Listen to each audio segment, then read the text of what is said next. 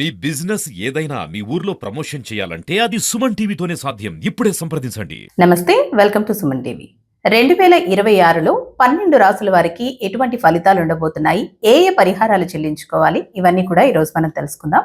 మనతో పాటు హిందూ ధార్మిక పీఠం వ్యవస్థాపకులు విజయ్ కుమార్ శర్మ గారు ఉన్నారు. గురుగారు నమస్తే అండి. గురుగారు, మిథున రాశి వారికి ఎటువంటి ఫలితాలు ఉండబోతున్నాయి 2026లో, ఎలాంటి పరిహారాలు చెల్లించుకోవాలండి? అమ్మా, మిథున రాశి వారికి ఈ 2026 సంవత్సరంలో మిశ్రమ ఫలితాలు ఉన్నాయి.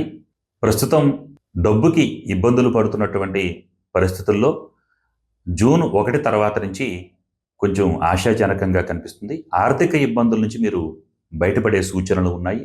అదే విధముగా కొంచెం తల్లిదండ్రుల యొక్క వాళ్ళు వయసు రీత్యా పెద్దవారైతే కనుక వారి ఆరోగ్య పరిస్థితుల విషయంలో జాగ్రత్త వహించమని చెప్పండి.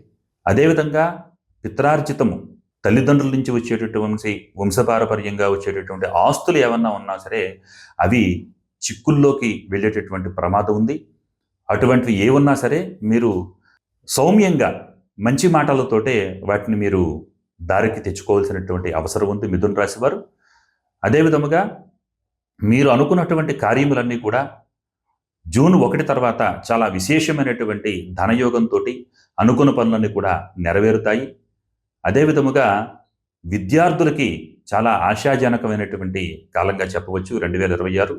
ఇక మహిళల విషయంలో ఈ మిథున రాశి వారికి కొంచెం జాగ్రత్త వహించండి.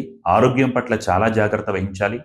అక్క చెల్లెళ్ళు కనుక ఉంటే మీ ఇద్దరి మధ్య చిన్న చిన్న పొరపచ్చాలు వచ్చేటటువంటి ప్రమాదం ఉంది. అది చినికి చినికి గాలివానగా అయ్యి కుటుంబ మధ్య వివాదాలుగా దారితీసేటటువంటి అవకాశం ఉంది. కాబట్టి కొంచెం జాగ్రత్త వహించమంటున్నాను. అదేవిధముగా మీరు మాట్లాడేటప్పుడు మాత్రం 1కి 2 సార్లు ఆలోచించి మీరు పలికేటటువంటి మాట వల్ల ఎదుటివారికి ఇబ్బంది ఉందా, మీరు చెప్పే మాట వల్ల మీకు ఏదైనా ప్రమాదం పొంచి ఉందా అనేటువంటి దాన్ని ఆలోచించుకుని మిస్కమ్యూనికేషన్ అయ్యేటటువంటి ప్రమాదం ఉంది. అందుచేతన ఎట్టి పరిస్థితుల్లోని మీరు మాట్లాడేటప్పుడు 1కి 4 సార్లు ఆలోచించుకుని మాట్లాడండి.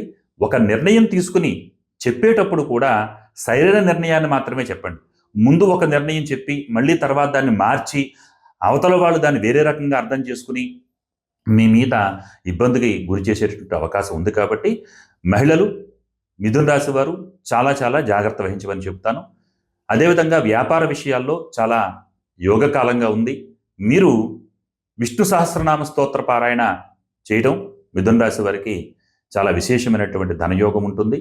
అదేవిధముగా దుర్గా అమ్మవారి యొక్క ఆరాధన కూడా చాలా అనుగ్రహానికి, మీరు చేసేటటువంటి పనుల్లో శత్రుబాధ నివారణ జరిగి కార్యక్రమాలన్నీ కూడా ముందుకు వెళ్ళడానికి అవకాశం ఉంటుంది.